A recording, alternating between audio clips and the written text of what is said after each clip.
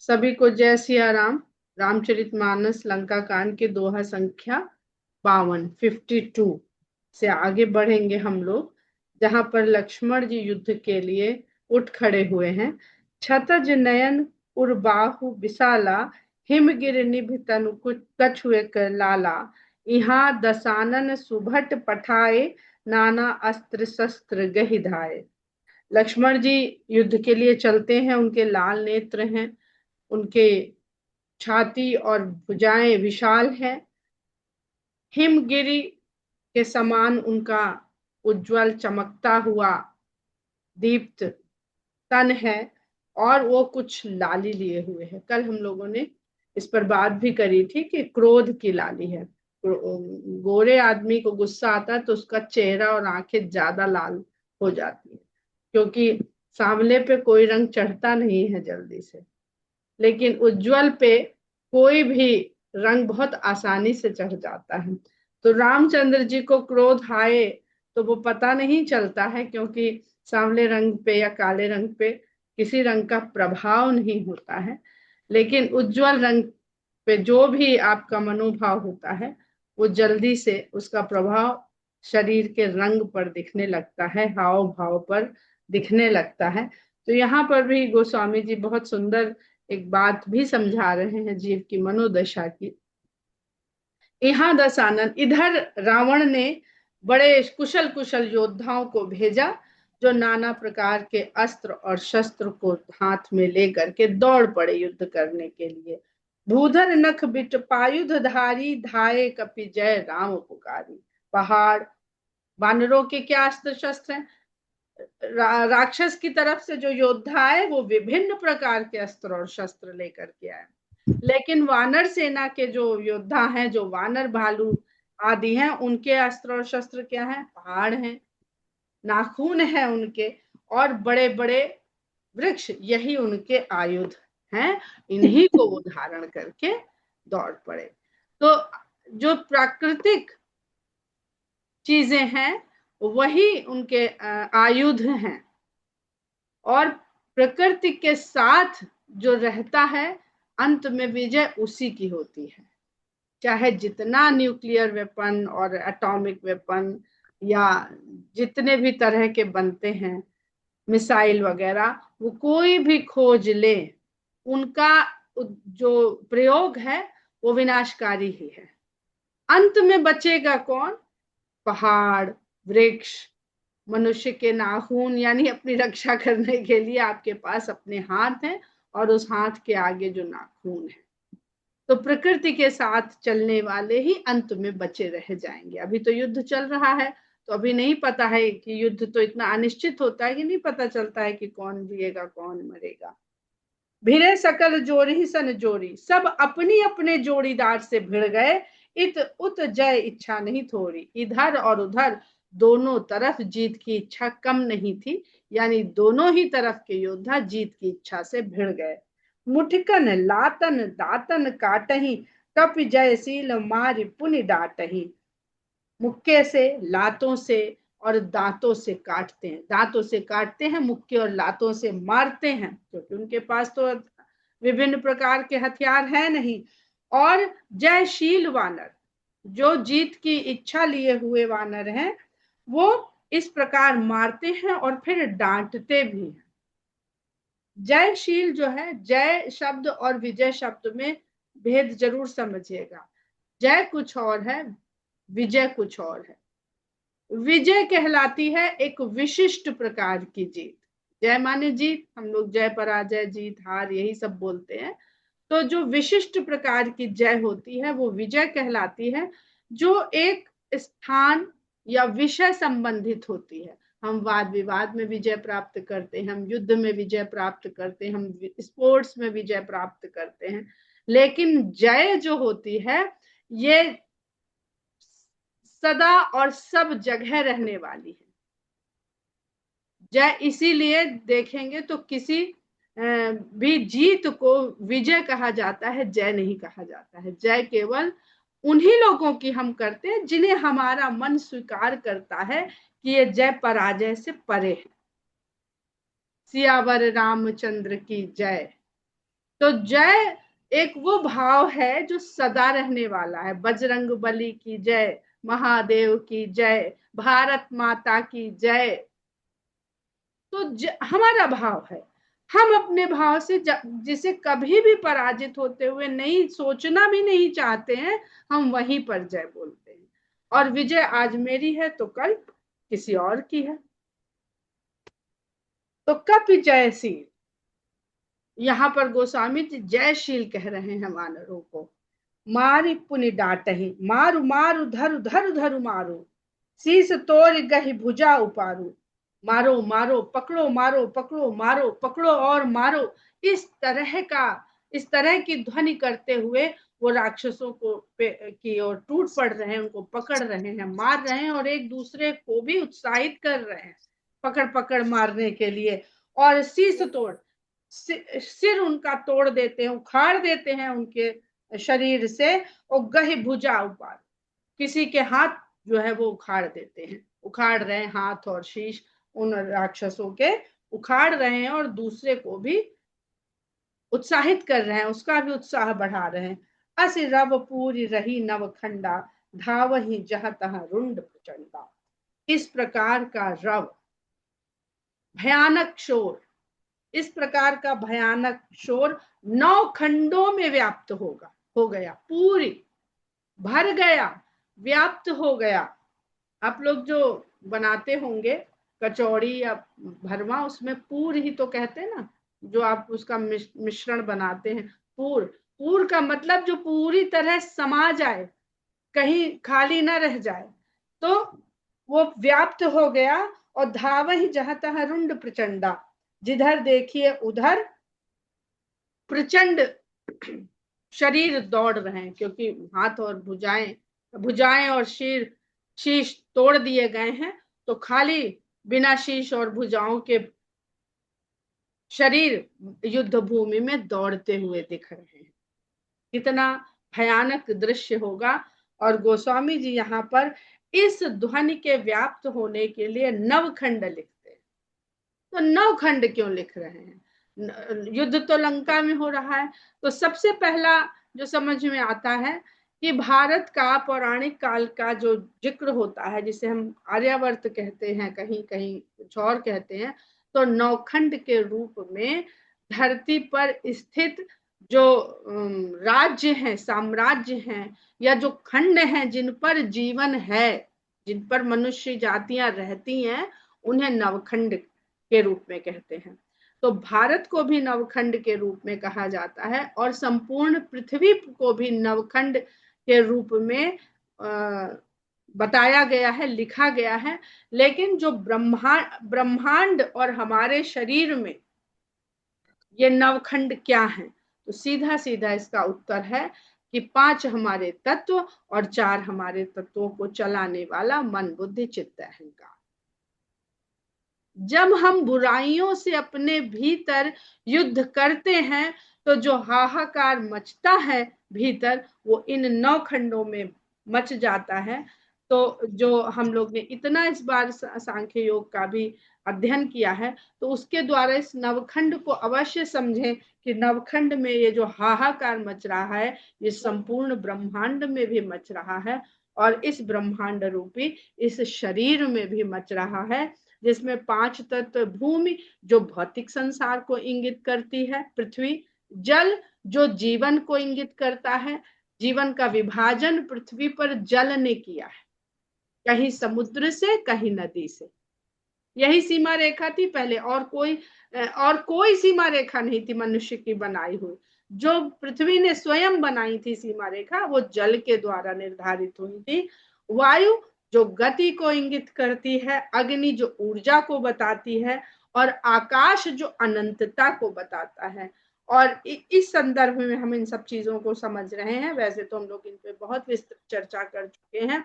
मन जो चेतना और विचार को बताता है हमारे शरीर में, और बुद्धि जो ज्ञान और समझ को विकसित करती है, यही उसका कार्य है। अहंकार, अब अहंकार होना चाहिए कि नहीं होना चाहिए? अवश्य होना चाहिए, क्योंकि अहंकार का जो कार्य है वो आत्म जागरूकता है। पर ये आत्म, अगर अहंकार नहीं होगा तो आत्म, आत्म का मतलब आत्मा से नहीं, स्वयं आत्म जागरूकता है। लेकिन आत्म जागरूकता आते ही ये अहंकार यानी मैं के भाव से भर देती है। आत्म को यानी स्वयं को सत्य बताने और श्रेष्ठ बताने का कार्य करने लगता है अहंकार, तब वो हमारे लिए हानिकारक हो जाता है, हमें फंसाने वाला हो जाता है। पर ये अहंकार ही हमें आत्म जागरूकता के द्वारा जब परम सत्य को बताने का कार्य करने लगता है, यानी चित्त, चित्त में किस चीज को स्थापित करे, अगर उसने यहाँ पे आत्म स्वरूप को, स्वयं को स्वयं ही श्रेष्ठ मान लिया तो वही स्थापित हो जाता है, आगे नहीं बढ़ता है। लेकिन अगर वो परम सत्य की ओर बढ़ जाता है, अपने वास्तविक स्वरूप को जान जाता है कि हम जो हैं वो क्षणिक हैं, क्षण भंगुर हैं, सदा रहने वाले नहीं हैं, तब वो चित्त यानी परम सत्य और ब्रह्म तक पहुंचता है। और ये परम सत्य जो है वो वास्तविकता है जो कभी ना बदले। इसी को हम लोग ने भी सांख्य योग में बहुत विस्तार से समझा है। तो ये वो नवखंड है। असिरव पूरी रही नवखंडा, धावहि जहाँ तहाँ रुंड प्रचंडा। अब देखिए, जितनी भी चीजें हैं ये सब इतने में ही हैं। जो हमारे ज्ञानेंद्रियां हैं वो सब इतने में ही हैं, हमारी कर्म इंद्रियां इसके नीचे हैं। और ज्ञानेंद्रिय में केवल एक त्वचा है जो नीचे भी है, बाकी जो चाहे हमारी श्रवण की हो, ग्रहण की हो, स्वाद की हो, विचार की हो, ये सारी इंद्रियां हमारे इस, तो इसको न कटने दीजिए। ये कट गई तो फिर हम कहाँ जा रहे हैं, किधर जा रहे हैं, हम सिर्फ गति रह जाएगी, कर्म भी नहीं रह जाएगा, हाथ भी उखड़ गए तो केवल हम भटकते रह जाएंगे। उस भटकाव में शत्रु भी मिलेगा हमारा तो हम उससे लड़ नहीं पाएंगे, क्योंकि हमारे हाथ उखाड़ गए, उखाड़ दिए गए हैं। तो बहुत सुंदर यहाँ पर जो युद्ध का दृश्य है वो बिल्कुल आध्यात्मिक उन्नति का, जो हम आध्यात्मिक उन्नति पे जब चलते हैं तो किस प्रकार संसारिक वस्तुओं से हमारा युद्ध आरंभ होता है, ये यहाँ पर इसकी भी विवेचना है। रुधिर गाढ़ भरी भरी जम्यो, ऊपर धूरी उड़ाई। जो जो खून, इतना रक्त बह रहा है इस युद्ध में, रक्तपात हो रहा, अब भुजाएं उखाड़ी जा रही हैं, शीश सबसे ज्यादा रक्तस्राव ऊपर के हिस्से से होता है, सिर पे चोट लगे सबसे ज्यादा रक्तस्राव होता है। और जब यहाँ से उखाड़ ही दिया गया, ये भी उखाड़ दिया गया, तो परनाले से शरीर से बह के बाहर रक्त के आ रहे होंगे। तो गड्ढों में जो युद्ध करने से भूमि समतल तो रह नहीं गई, तो वहां जो गड्ढों में रक्त भर जा रहा है और ऊपर से उनके धूल जम रही है। इस दौड़ धूप में, युद्ध में धूल जो जम जा रही है, वो ऐसा लगता है जन अंगार रासिन पर, जैसे अंगारों के ढेर पर मृतक धूम रह छाई। ढेरों मृतक धूम, मृतक धूम मरा हुआ धुआं यानी राख। ये देखिए तो अंतिम संस्कार का पूरा यहाँ पे गोस्वामी जी ने वर्णन कर दिया है। जली हुई चिता ऐसी ही दिखती, जैसे भीतर से अंगारे दिखते हैं और ऊपर से जो भी उसके अंदर राख बन जाता है अग्नि दाह संस्कार के बाद, वहां के भीतर से अंगारे झलकते रहते हैं। मृतक धूम रहो छाई। तो जो जीवन है वो एक दिन मृत्यु को प्राप्त होना ही है। जीते ही जीते कहीं हम उस मृत तुल्य तो नहीं हुए जा रहे हैं। जो अग्नि हमारे भीतर ऊर्जा के रूप में है, कहीं वो मृतक धूम से ढके तो नहीं दे रही है हमें। घायल वीर विराज ही कैसे, कुसुमित किंसुक के तरु जैसे। कुछ ऐसे वीर भी उस युद्ध भूमि में पड़े हुए हैं और ऐसे विराजमान हैं इधर उधर पड़े हुए, जैसे लग रहा है किंसुक, पलाश, टेसू, ढाक, जिसमें यहाँ लखनऊ में बहुत वृक्ष हैं उसके। ग्रीष्म ऋतु के आरंभ से पहले शीत ऋतु के जाने के बाद उसमें एक भी पत्ता नहीं रह जाता है, केवल भूरी भूरी उसकी लकड़ियां और लाल लाल दहकते हुए पुष्प रह जाते हैं, और जहां तहां बहुत गिरे हुए भी दिखते हैं। तो एक भी हरियाली नहीं है उसमें। तो ऐसे जो योद्धा हैं वो उनके रक्त जो बह रहे हैं और जो शरीर है वो ऐसे दिखाई प्रतीत होता है कि किंसुक के वृक्ष जो हैं वो पूरी तरह से पुष्पित होकर के पड़े हुए हैं। लक्ष्मण मेघनाद दो जोधा भिरहि परस्पर करि अति क्रोधा। इधर मेघनाद और लक्ष्मण ये दो योद्धा आपस में अत्यंत क्रोध करके भिड़े हुए हैं। अब लक्ष्मण क्या है और मेघनाद क्या है, इस पर विचार करेंगे तो लक्ष्मण भगवान राम के ऐसे अनुयायी हैं और मेघनाद रावण का अनुयायी है। लक्ष्मण राम को केवल जब चले थे वनवास के लिए, तो जब रामचंद्र जी ने कहा था कि हमको वनवास मिल रहा है, भरत और शत्रुघ्न ननिहाल में है, पिता की ऐसी दशा है, माताएं असहाय हैं, प्रजा असहाय है, तुमको यहाँ रहना चाहिए, क्योंकि जिस राजा के राज्य में प्रजा दुखी हो वो राजा रौरव नरक का अधिकारी होता है, तो ये तुम्हारा कर्तव्य है कि तुम यहाँ पर रहो। तब लक्ष्मण कहते हैं हम कोई नाता जानते ही नहीं है आपके सिवा, न माता न पिता न भाई न बंधु, वहां नाम नहीं लिया है, न पत्नी, पर जब उन्होंने ये बात कह दिया कि हम कोई नाता न जाने न माने आपके सिवा, तो उसमें जितने भी नाते हैं वो सब आप जोड़ लीजिए। तो वो ऐसे अनुयायी हैं जिनके लिए राम माता पिता बंधु भाई सखा गुरु सब कुछ राम। और इधर मेघनाद है जो रावण का अनुयायी है। मेघनाद इंद्रजीत है, हम लोगों ने उसकी पूरी परिभाषा समझी कि किस तरह का इंद्रजीत है, और लक्ष्मण जी कहीं उनको इंद्रियों का विजेता कहा ही नहीं गया है, क्योंकि जो राम के चरण में चला जाता है, राम के पीछे चला जाता है, उसका विषय कामनाएं और इंद्रियां कुछ बिगाड़ ही नहीं पाती हैं। उनको किसी की विजय करने की आवश्यकता नहीं है। लेकिन ये मेघनाद और लक्ष्मण का जो युद्ध है, ये इसी चीज को, जो मनुष्य की जो परम चेष्टा होती है माया की, कि उसको इंद्रियों के द्वारा इस संसार में घसीटा जाए, उसके साथ केवल और केवल लक्ष्मण ही युद्ध कर सकते हैं, लक्ष्मण ही उसे पराजित कर सकते हैं। जो व्यक्ति विषय भोग के लिए लगा है उसको भगवान खूब विषय भोग प्रदान करते हैं। ये भगवान की कृपा ऐसी है कि आप जो मांगोगे, भीतर क्या इच्छा है, ऊपर मुंह से बोलने से नहीं होता है, भीतर क्या इच्छा है वो उसी को पूरा करते रहते हैं। लेकिन लक्ष्मण जी शेषावतार हैं, इस पर हम लोग ने बहुत बार बात करी है, और इसको जितना भी समझा जाए ये बड़े गूढ़ विषय हैं। आगे कहते हैं एक ही एक सकई नहीं जीती, एक दूसरे को जीत नहीं पा रहे हैं। अब लक्ष्मण जी नहीं जीत पा रहे हैं, क्योंकि जीव तो अपने आप उस विषय भोग को ही जिताने में लगा हुआ है, उसकी इच्छा ही नहीं है वहां से मुक्त होने की। निशिचर छल बल करई अनीति,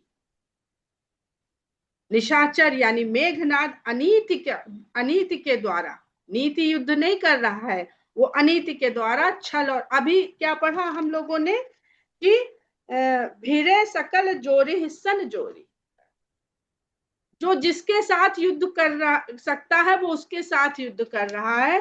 और यहाँ लक्ष्मण और मेघनाद का युद्ध है, लक्ष्मण नीति पे चलने वाले हैं और मेघनाद अनीति छल बल का युद्ध कर रहा है। तो जब हम अनीति पर चलने वाले के साथ युद्ध करते हैं तो बहुत बार पराजित हो जाते हैं, क्योंकि हमारी बुद्धि उस छल बल और अनीति को समझने में सक्षम नहीं होती, जिसको कहते हैं धोखा खा जाना। क्रोधवंत तब भयउ अनंता, जब उसने इस प्रकार अनीति युद्ध देखा, मेघनाद का लक्ष्मण जी ने देखा, तब वो क्रोध में भर गए। और अनंता शब्द, अनंत केवल लक्ष्मण जी को कहा गया है, कहीं भी राम के लिए तुलसीदास जी ने अनंत शब्द ब्रह्म के लिए कह दिया है, जब ब्रह्म की परिभाषा करी है तब कह दिया है, लेकिन राम के लिए उन्होंने करुणा निधान कृपा निधान बहुत कुछ कहा है, क्योंकि लक्ष्मण जी ही अनंत हैं। जब सृष्टि का विस्तार होता है तो केवल दो चीजें भगवान से चीजें तो नहीं कहना चाहिए, एक शेष और एक लक्ष्मी।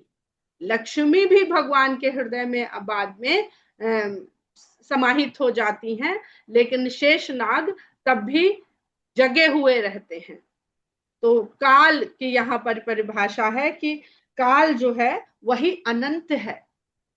काल को भी समझा नहीं जा सकता है, काल इतना कठिन है। अगर काल को समझ लेंगे तो भगवान स्वयं समझ में आ जाएंगे।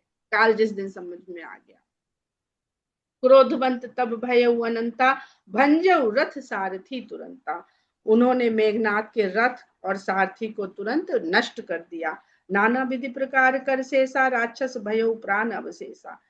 शेषा, यहाँ एक जगह अनंत कह रहे हैं और एक जगह शेष कह रहे हैं। तो अगर हमको ये बहुत अच्छा लगता है इस तरह से इसको समझना और कहना, खुद की बुद्धि के लिए समझाने का प्रयास रहता है कि हम लोग जब सांख्य योग अथवा गणित के द्वारा इस ब्रह्मांड को समझने का प्रयास करते हैं, तो एक हम लोगों के सामने पाई आता है, एक चिन्ह पाई, जिसकी खोज शायद रामानुज जी ने की थी। और पाई का जो रिजल्ट है वो अनंत है, वो कभी भी पूरा भाग हो करके मिलता ही नहीं। आप उसको भाग देते जाइए, वो अनंत संख्या बनती चली जाती है, तो वो हमेशा शेष रहेंगे। पूर्णांक तो पूर्णांक है, परम है, शेष सदा बना रहेगा। तो यहाँ पर जो सदा बना रहेगा वही तो अनंत है। जो एक दिन विभाजित होके नीचे शून्य मिल जाएगा, कुछ नहीं बचेगा, वो हम सब जीव हैं। हम सब एक दिन समाप्त हो जाएंगे, वो चाहे जो हो। इस ब्रह्मांड में रचा हुआ केवल मनुष्य नहीं, पूरे ब्रह्मांड में जो कुछ भी रचा गया है वो एक दिन समाप्त हो जाएगा। सब हम लोग आजकल पृथ्वी की आयु, सूर्य की आयु, बहुत सारे ग्रहों की आयु, पूर्व आयु भी और आगे कितनी रहने वाली है, ये तक हम निकाल ले रहे हैं इस गणित के माध्यम से। तो नाना विधि प्रकार प्रहार कर शेषा, शेष जी ने बहुत प्रकार से प्रहार किया और राक्षस के केवल प्राण शेष रह गए। प्राण अवशेष, जो जो जो मनुष्य के भीतर अगर कुछ बचता है तो प्राण बचता है, जब प्राण गए तो शून्य, फिर सब खत्म। इस एक चौपाई से आप समझना चाहें तो बैठ जाइए, तो इस एक चौपाई पे चिंतन मंथन करने लगे तो बहुत सारे रहस्य आप वैसे समझ में आ जाएंगे। रावण सुत निज मन अनुमाना, संकट भयउ हरि मम प्राणा। रावण के पुत्र ने अपने मन में अनुमान लगा लिया कि अब संकट भयउ, ऐसा कठिन संकट आ गया है कि ये मेरे प्राण हर लेंगे। वीर घातिनी छाणी से सांगी, तेज पुंज लक्ष्मण उड़ लागी। मेघनाथ ने वीर घातिनी छोड़ी और वह तेज के पुंज के रूप में लक्ष्मण जी के हृदय में जा लगी। अब लक्ष्मण जी मूर्छा भई शक्ति के लागे, मूर्छित ही हुए हैं। मूर्छा भई शक्ति के लागे, तब चली गयो निकट भय त्यागे। जब मूर्छित हो गए और उसको पूरी तरह से आश्वस्त हो गया वो कि मूर्छित है, तब भय को त्याग करके पास से देखने के लिए गया। तो जैसे हनुमान जी ने मेघनाथ की ही छोड़े हुए ब्रह्मसर को के आगे जब उस ब्रह्मसर का मान रखने के लिए स्वयं को उसके आगे पराजित प्रदर्शित कर दिया था कि जो न ब्रह्मसर मानो महिमा मिटयम, उसी प्रकार लक्ष्मण जी की वीर घातिनी शक्ति की महिमा चली जाएगी, उसका वीर घातिनी नाम गलत सिद्ध हो जाएगा। और लक्ष्मण से बड़ा वीर कौन इस संसार में? तो उस शस्त्र की महिमा को बनाए रखने के लिए यमराज एक बार क्रुद्ध हो गए थे रावण के ऊपर और उनके प्राण लेने के लिए बिल्कुल तैयार हो गए थे। तो ब्रह्मा जी ने कहा था कि आपने प्राण ले लिए तो मेरा दिया वरदान गलत सिद्ध हो जाएगा और आगे संसार में फिर कोई हमें मानेगा नहीं। कल पूछ रहे थे ना कि ब्रह्मा जी की क्यों नहीं इस तरह से कुछ प्रश्न था। तो जिसको अपने अपने प्रतिष्ठा की इतनी चिंता हो वो तो जीव समान ही हो गया ना, जीव अपनी प्रतिष्ठा की चिंता में लगा रहता है। तो इसलिए लक्ष्मण जी उस वीर घातिनी शक्ति के आगे अपने आप को कर देते हैं, अपने हृदय में उसको ले लेते हैं और मूर्छित हो जाते हैं उस शक्ति के लगने से। तब चली गए निकट भय त्यागे, मेघनाद सम कोटि सत जोधा रहे उठाई। मेघनाद के समान 100 करोड़ योद्धा वहां पर जाते हैं और लक्ष्मण जी को उठाने का प्रयास करते हैं। जगदाधार शेष किम उठे चले खिसियाई। जगत के आधार शेष भला किस प्रकार किसी से उठ सकते हैं, तो वहां से खिसिया के चले आते हैं। ये बहुत बहुत ही इसमें रहस्यमयी और बहुत मर्म से भरा हुआ ये प्रसंग है। खासकर ये दोहा, इस पर खाली बात करने लगेंगे तो बहुत समय लग जाएगा। अब आप लोग इतना मर्म को समझने लगे होंगे कि स्वयं भी इस पर विचार विमर्श करके उसको अवश्य समझ सकते हैं। और हम तो चाहेंगे कि आप लोग उसको पढ़िए और जो भी विचार आता है उसको लिखिए और हम सब लोग एक दूसरे के साथ साझा करें। तो ऐसे ऐसे एक एक दोहे के बहुत अनंत, अब अनंत है ये, क्योंकि गोस्वामी जी आगे खुद ही लिख देते हैं, सुन गिरिजा क्रोधानल जासु जारे भुवन चार दस्यासु सग संग्राम जीत को ताही से वही सुर नर अग जग जाही यह कौतूहल जाने सोई जा पर कृपा राम कर। तो एक बार पढ़ लेने से, गा लेने से ये हमको समझ में आने वाला नहीं है। हाँ, अगर राम की कृपा हो जाती है तब ये प्रसंग अवश्य हमको कुछ कुछ समझ में आ सकता है। तो सुन गिरजा क्रोधानल जासु, शंकर भगवान कहते हैं हे पार्वती, जिसकी क्रोधाग्नि में, क्रोधानल, क्रोधाग्नि में इतनी क्षमता है कि 14 के 14 लोगों को जो जला सकती है, उसको भला संग्राम में कौन जीत सकता है। और जिनको देवता, मनुष्य और सारा चराचर जगत, अग जग एक साथ है, पूरा संपूर्ण जगत, चराचर जगत जिसमें जड़ चेतन सब सम्मिलित हैं, जिसकी सेवा करते हैं उसको भला संग्राम में कौन जीत सकता है। पर यह जो लीला हुई है, कौतूहल, ऐसी लीला, ऐसा खेल जिसमें सबको बड़ी जिज्ञासा हो जाए, आश्चर्य हो जाए, ये वही जान पाएगा जिस पर राम की कृपा होगी। संध्या भई फिर दो वाहनी लगे संहारन निज निजनी। और यहाँ पर छोड़ देते हैं गोस्वामी जी, जैसे कोई बहुत बड़ी बात ही नहीं हुई हो, छोड़ के सेना की बात करने लगते हैं कि संध्या हुई, ये देख करके दोनों वाहिनी, दोनों ओर की जो सेनाएं हैं वो अपनी अपनी सेनाओं को संभालने लगे कि भाई युद्ध करने का समय पूर्ण हुआ अब आज का। व्यापक ब्रह्म अजित भुवनेश्वर लक्ष्मण कहाँ बूझ करुणा। उनके बारे में पूछता कोई पूछ ही नहीं रहा है, किसी के मन में कौतूहल ही नहीं है। तो इसके बारे में व्यापक ब्रह्म अजित भुवनेश्वर लक्ष्मण कहाँ बूझ। और विशेषण कौन से ले रहे हैं गोस्वामी जी, जिसमें कहीं वो हर जगह व्याप्त हैं, न जीतने वाले हैं, सब कुछ जानने वाले हैं, वो पूछते हैं कि लक्ष्मण कहाँ है, करुणा कर राम, ये पूछते हैं। तब लगी लय आयु हनुमाना अनुज देख प्रभु अति दुख माना। उनको लेकर के तब हनुमान जी तब तक वहां पर आ जाते हैं और अनुज को इस अवस्था में देख करके भगवान बहुत दुखी होते हैं। ये लीला इसलिए भी करी गई है क्योंकि जो भगवान धर्म, जिस धर्म की स्थापना करना चाहते हैं, तो पति और पत्नी के प्रगाढ़ प्रेम की, उसके सम्मान की तो खूब स्थापना हो रही है, पिता के वचनों की खूब स्थापना हो रही है, भरत भाई के प्रेम की, त्याग की बहुत स्थापना हो रही है। पर राम और लक्ष्मण में कैसा प्रेम है, उसकी स्थापना करने के लिए यह लीला बहुत आवश्यक है। व्यापक ब्रह्म अजित भुवनेश्वर लक्ष्मण कहाँ बूझ करुणा कर तब लगी लय आयु हनुमाना अनुज देख प्रभु अति दुख माना। जामवंत कह बैद सुखेना लंका रहई को पठई लेना।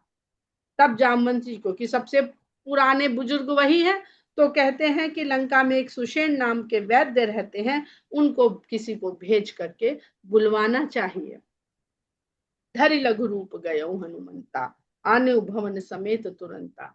तो जो हनुमान जी लक्ष्मण जी का शरीर लेके भगवान के पास आए हैं, वही लघु रूप रख करके सुषेण वैद्य को भवन समेत ले आते। राम पदार बिंद सिर नायो आई सुसेन, कहा नाम गिर औषधि, जाहु पवन सुत लेन।